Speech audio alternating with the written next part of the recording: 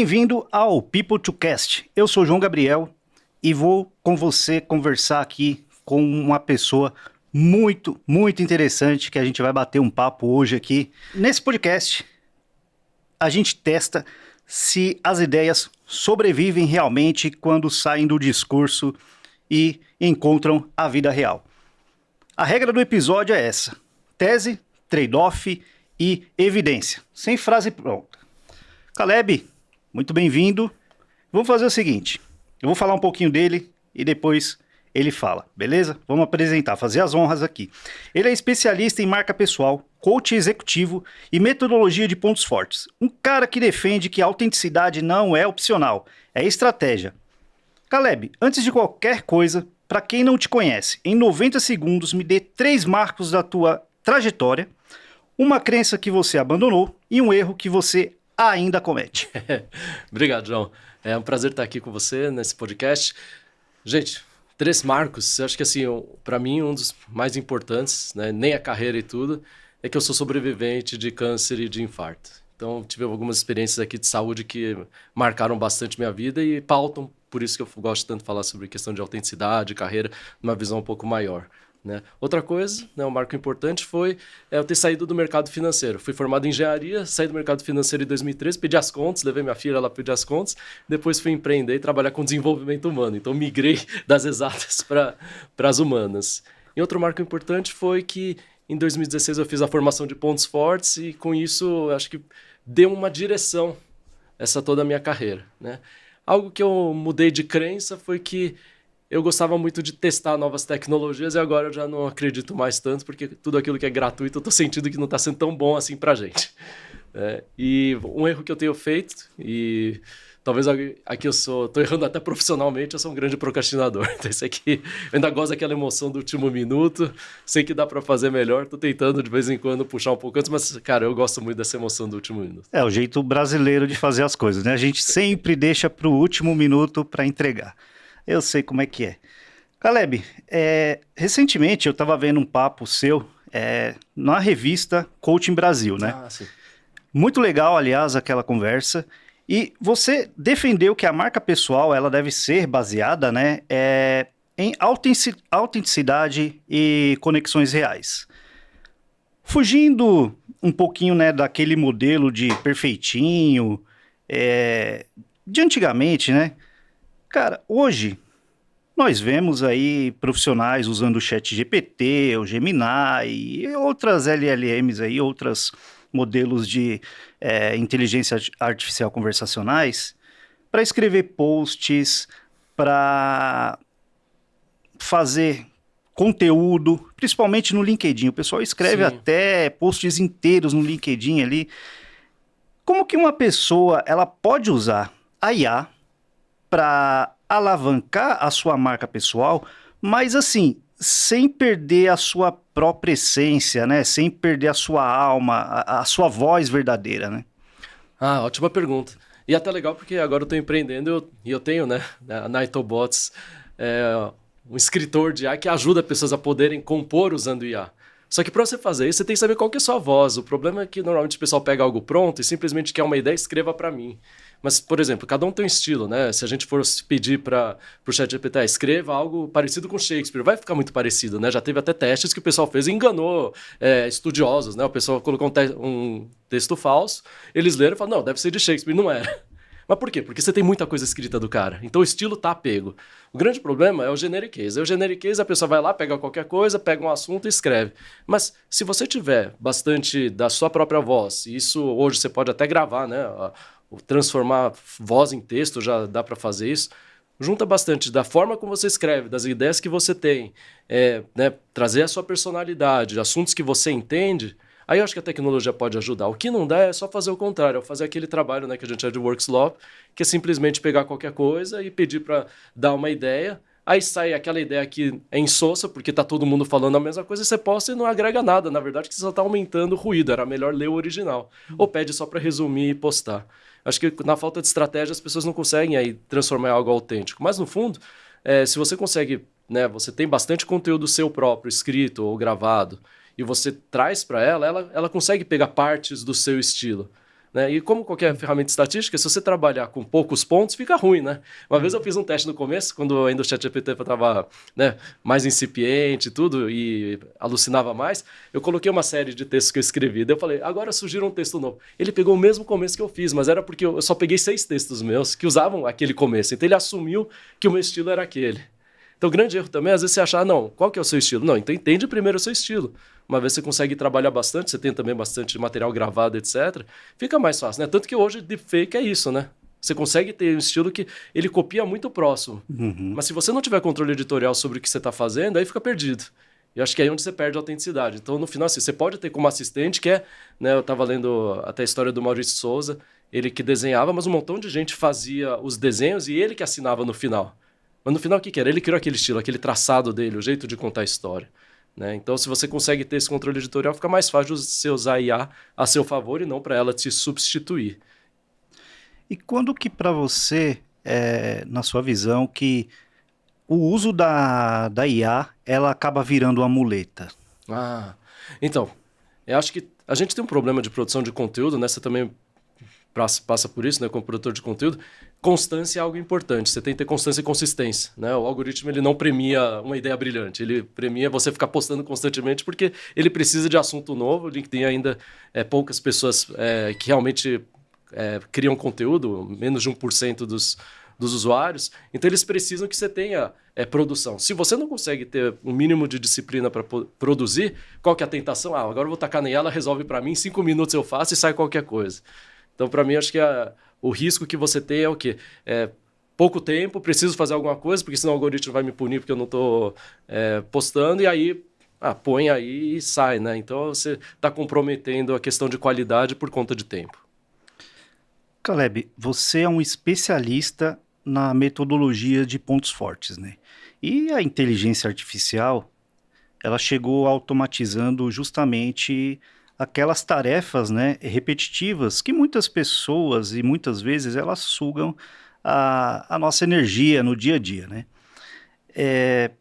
Você acredita que a IA ela vai finalmente nos libertar para focar 100% naquilo que somos naturalmente talentosos? Ou existe algum risco de ficarmos aí acomodados e terceirizando até a nossa capacidade de pensar? Essa é uma ótima pergunta. Acho que esse risco sempre vai ter com qualquer coisa, né?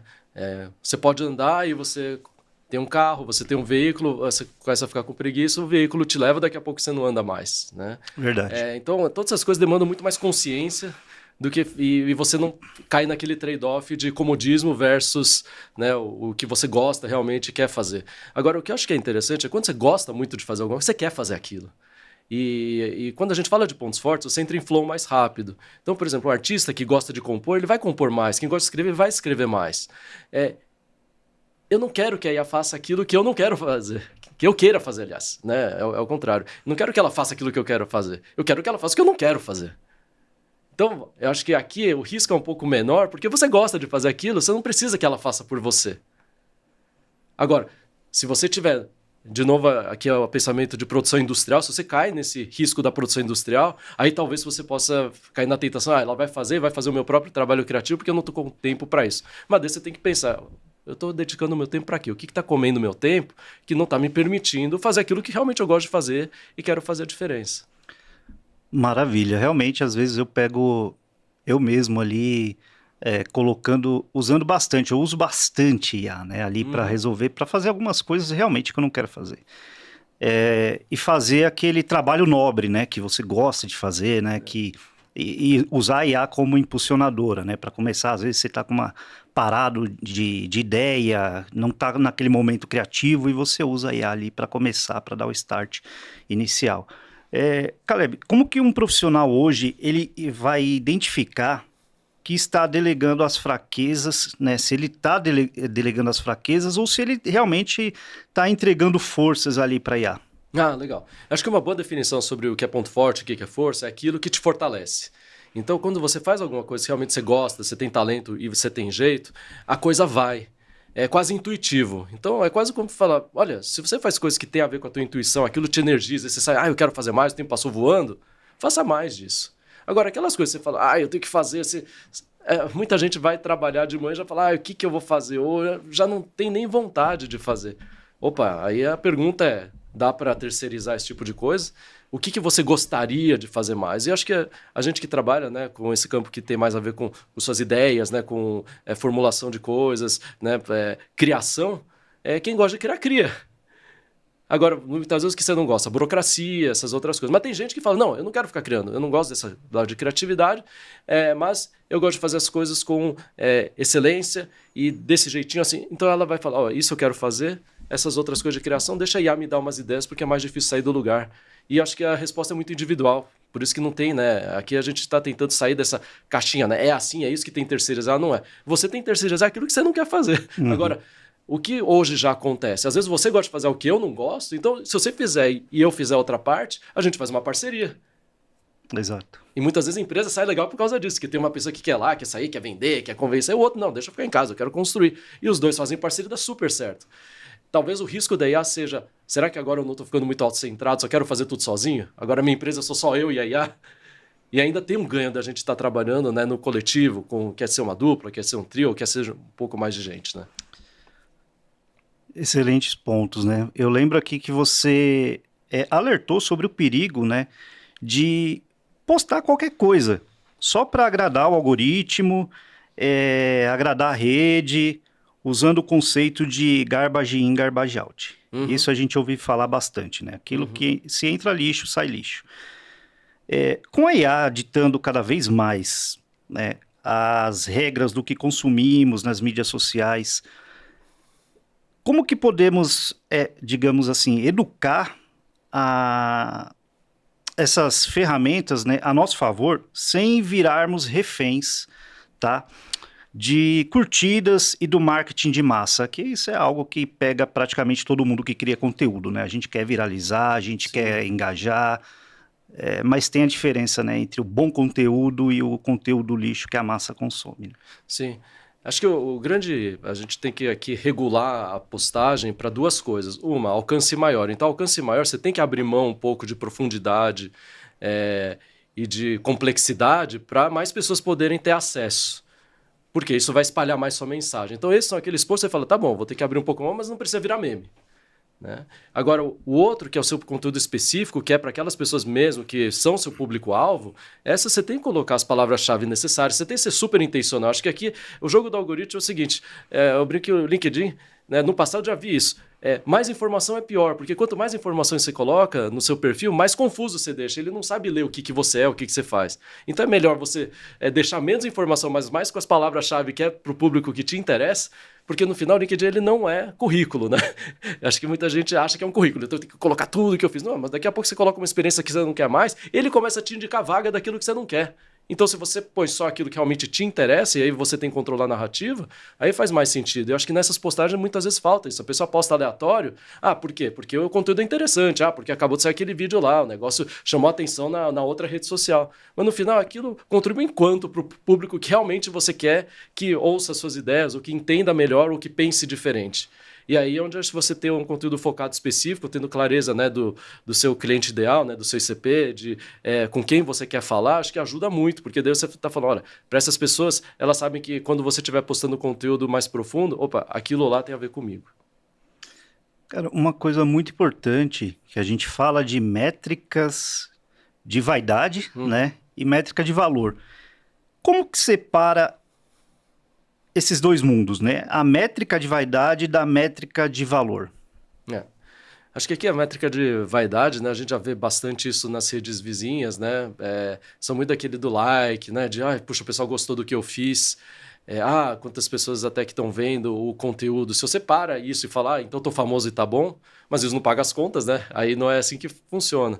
Acho que a métrica de valor quando você tem um comentário de gente que você fala, fez sentido para a pessoa, pode puxar para uma conversa, isso está gerando valor real.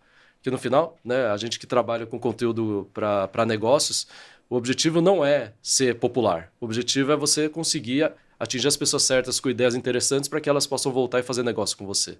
E no final, se a gente entende com clareza, separar, né? Opa, tô famoso, bom, porque tá chegando em mais gente e esse é o objetivo. Opa, agora com as pessoas que eu preciso, que eu quero discutir, elas me ouvem, ou pelo menos quando eu chamo faz sentido para elas, você está conseguindo abrir canais que podem gerar novos negócios ou não, mas no mínimo você está construindo relacionamento a longo prazo.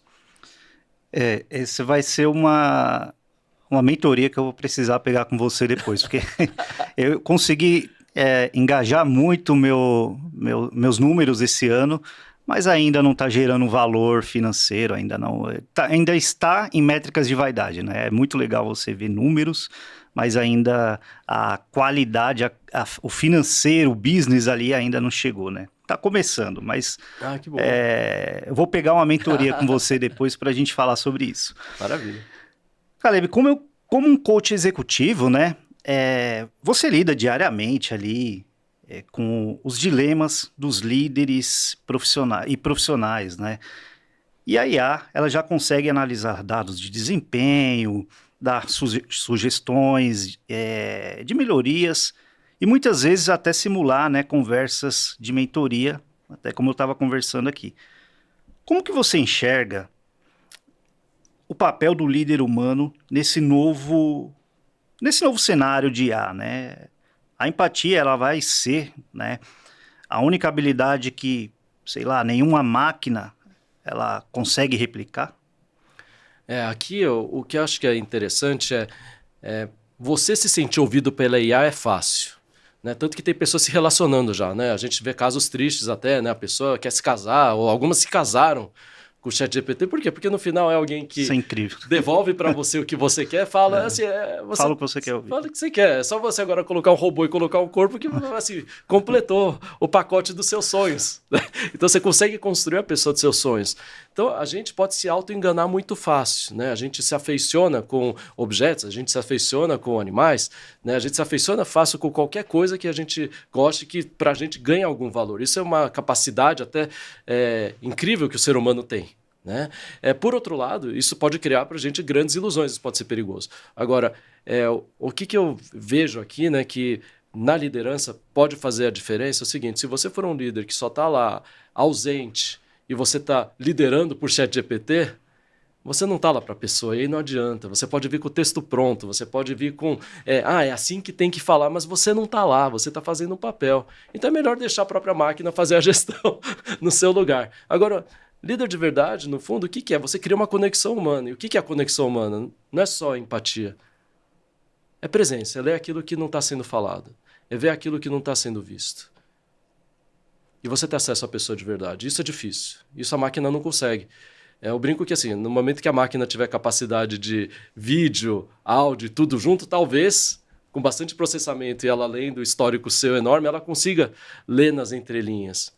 Mas coisa simples de leitura de padrão, que isso é onde você fala, puxa, a pessoa se importa comigo, isso é como o líder consegue mostrar que, olha, você não é um número, você é uma pessoa, você importa para mim, eu tenho expectativas em cima de você. Se for só técnica por técnica, aí eu diria que a máquina é melhor que a gente, porque a gente às vezes não segue a metodologia, a gente não segue o que tinha que fazer. A máquina segue.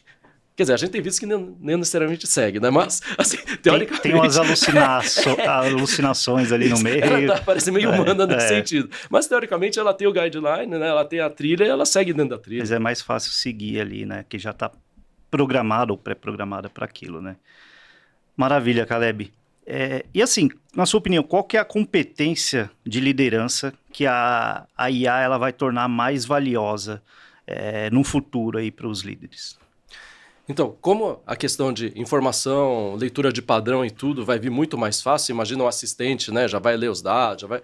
Acho que todo esse lado de como é que eu junto um pouco da intuição humana, da capacidade humana de ligar pontos um pouco mais absurdos com base na experiência, que acho que isso é o que traz, né? A gente que já está mais tempo no mercado, o que muda da gente com alguém mais jovem entrando? A gente tem experiência. O que é experiência? Tem coisas que a gente já sabe, isso aqui funciona, isso não funciona, mas não foi porque eu li um manual, foi porque eu vivi. Isso é diferente. A gente poder trabalhar isso usando intuição melhor, mais guiada, orientada a dados, eu acho que aí a gente consegue trazer um diferencial humano potencializado pela IA, e não o contrário. Você compartilhou uma experiência bem marcante, né, do seu início de carreira corporativo, bem no começo da nossa conversa você falou sobre. Quando que você percebeu que não haveria um plano de carreira pronto, né? E que você mesmo precisava traçar seu caminho, né? E com a IA mudando o mercado de trabalho em uma velocidade alucinante, né? Qual que é a atitude essencial hoje para os profissionais de hoje garantirem que não se tornem obsoletos? Isso é, cara, Eu acho que precisa de duas coisas. A primeira, você tem que ter desapego. Cara, mesmo no desapego. que eu tô fazendo, eu falo, será que vai existir o que eu faço? Será que o coach, será que a mentoria, do jeito como tá, daqui a 3 anos, continua? O que será que a máquina vai fazer? O que as plataformas estão fazendo? É se reinventar todo É se dia, né? reinventar. E eu não posso agora me prender e falar, não, é porque essa é a metodologia. Não, se me substituir, ok, porque já substituíram força física, é que agora ela entrou num campo que pra gente parecia sagrado, né? A mente, etc. Mas no final, são padrões, tem coisas que se repetem e estão tentando capturar e replicar. A capacidade de você se reinventar vai vir do quê? De você portar para novas atividades coisas que têm a ver com você, que é o que a gente chama de talento, são padrões naturais que você já tem. Então, quando eu trabalho talentos e pontos fortes, qual que é a ideia? Olha, eu posso levar esses mesmos talentos que eu tenho para funções diferentes. E nisso eu vou construir novos pontos fortes. Por quê? Tem a ver com quem eu sou. Por isso que eu acredito que aqui você tem que estar aberto, tendo desapego e tendo sempre essa vontade de deixar eu aprender como é que a tecnologia pode me ajudar a fazer melhor o que eu faço. E se de repente ela faz melhor do que você fala, quer saber, será que eu tenho que fazer? E se eu gosto mesmo de fazer ou não? Que é aí onde a gente chega naquele ponto inicial da nossa conversa. Caleb, se hoje você pudesse dar um conselho ao Caleb no início de carreira, sabendo o que você sabe hoje sobre IA, qual seria? Olha, aprende tudo o que puder, rápido e testa. Eu acho que o negócio de começo de carreira tinha muito mais medo, né, das coisas, porque você é novo, né, e hoje você pode testar tanta coisa, e a capacidade de testar, errar e se reinventar. Eu mudei de carreira, eu estava no banco, eu estava com, né, um lado que estava muito mais a ver no começo com a engenharia, fui aos poucos indo para humanas. Hoje eu falo, puxa, por que não experimentar, né? Poder ser algo mais híbrido. Então isso eu acho muito legal, que a gente pode cruzar essas fronteiras de forma mais fácil, e isso pode dar um diferencial enorme. Caleb, no final da sua carreira, você destacou, né, que de forma brilhante, que as emoções, elas são o que nos conectam, né, de verdade. E que a interdependência é fundamental, né, num ambiente de trabalho cada vez mais frio, automatizado e dominado por interações com IA. Como que nós podemos proteger e cultivar essas conexões emocionais e a confiança mútua no mundo dominado hoje por IA, por distância? Como que a gente faz isso? Acho que o primeiro a gente tem que desconstruir algo que está sendo construído, que é os algoritmos estão levando a gente a confiar na máquina e desconfiar das pessoas. A gente tem que fazer o contrário, tem que começar a confiar mais nas pessoas e confiar menos nas máquinas. Não estou dizendo que a máquina em si seja algo ruim, mas eu não posso substituir a confiança numa pessoa por uma confiança na máquina. Eu vou dar um exemplo. As pessoas agora preferem fazer terapia, contar suas coisas para a máquina. Só que a máquina, mais para frente, vai vender para você coisas em cima disso. Você está se expondo para ela, porque ela é neutra, lá eu posso contar o que eu quiser, não vai contar para ninguém. Mas, no fundo, confie em alguém, tem amigos. Desenvolva relacionamentos, porque é isso que vai fazer a diferença. Então, se a gente inverter o papel e não começar a jogar mais porque a máquina está lá e lá eu posso ser quem eu sou, não. Pessoas existem para isso, família, amigos, todas essas estruturas não vamos jogar fora. Vamos repensar e utilizar melhor. Porque, no fundo, foi isso que fez a gente ser humano. Agora, se a gente ficar muito independente, só precisa do eu e da máquina, aí não vai dar certo. E, no final, eu vou olhar para outra pessoa como o quê? Como um número, como alguém que precisa comprar, alguém que precisa vender. E, no final, não. A gente tem que construir relacionamentos. A gente tem que ser menos transacional e mais relacional.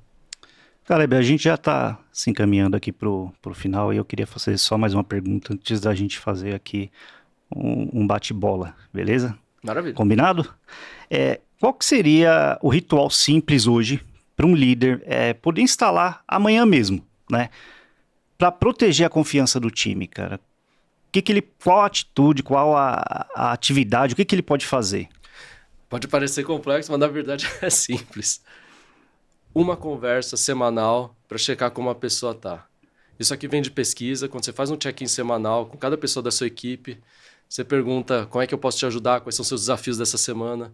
Você está o quê? Gerando pontos de contato em que você tem proximidade, você consegue alinhar expectativas e você consegue checar como é que a pessoa está e ver você na posição de líder, o que facilita para a vida dela. Porque no final o papel do líder não é fazer as coisas, não é mandar, ter direção e dar suporte para que a equipe possa dar o seu melhor. Então, quando você constrói esse ambiente, as pessoas se sentem, puxa, alguém se importa comigo, isso faz toda a diferença. Então, partindo aqui para o nosso quadro final, vamos fazer aquele bate-bola esperto? Vamos lá. Vamos lá, ó. Em 15 segundos, tá? Me diz um conselho de marca pessoal que parece bom, mas faz mal. Fale tudo o que você pensa. Muito bom. Uma habilidade humana que a IA nunca vai replicar. Essa conexão que a gente não enxerga. A pergunta número 1 que todo profissional deveria se fazer antes de postar qualquer coisa. Isso é interessante. Qual o objetivo que eu tenho com isso? Caleb, antes da gente fechar, eu preciso falar de uma coisa que conecta todo mundo, né, que precisa e que passa por aqui. Você é coautor do livro A Essência da Influência, né? Conta pra gente um pouquinho o que esse projeto ele significa e para você e o que o leitor vai encontrar nele. Eu adorei a ideia do projeto quando a Isa me convidou. Por quê? Porque é uma chance de um introvertido como eu, um cara que veio de exatas, foi para humanas e que virou top voice de forma inesperada. De falar, tem oportunidade, sabe? Tem gente olhando, é possível. Acho que a coisa mais legal é falar, é possível. Só que é o seguinte, eu não segui cartilha, fui trabalhando.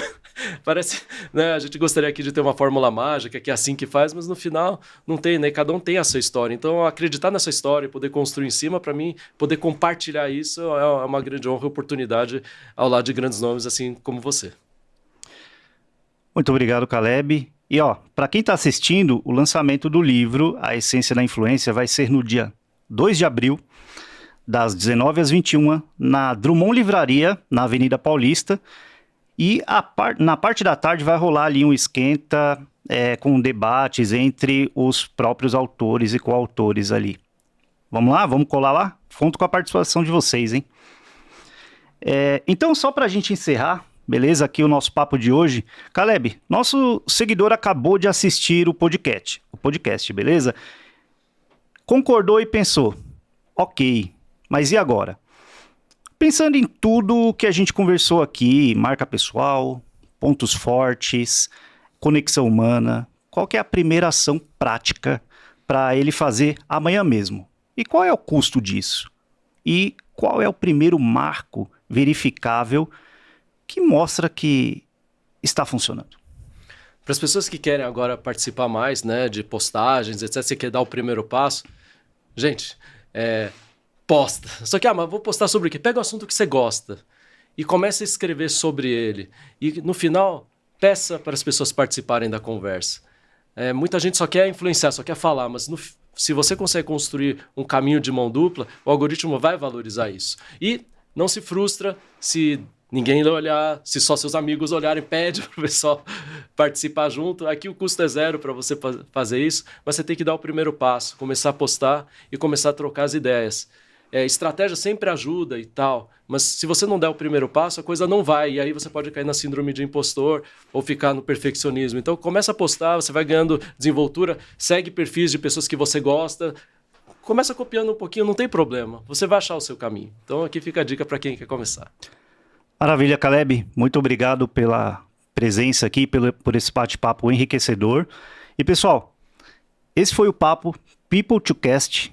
Se você chegou até aqui, ó, aonde você estiver vendo, já deixa o seu joinha, compartilha esse conteúdo, compartilha esse material que é muito rico, vai ajudar você e outras pessoas. Pega uma ideia que faz sentido para você e faz o seguinte, testa no mundo real, beleza? Ainda essa semana mesmo. Até a próxima, pessoal. Valeu!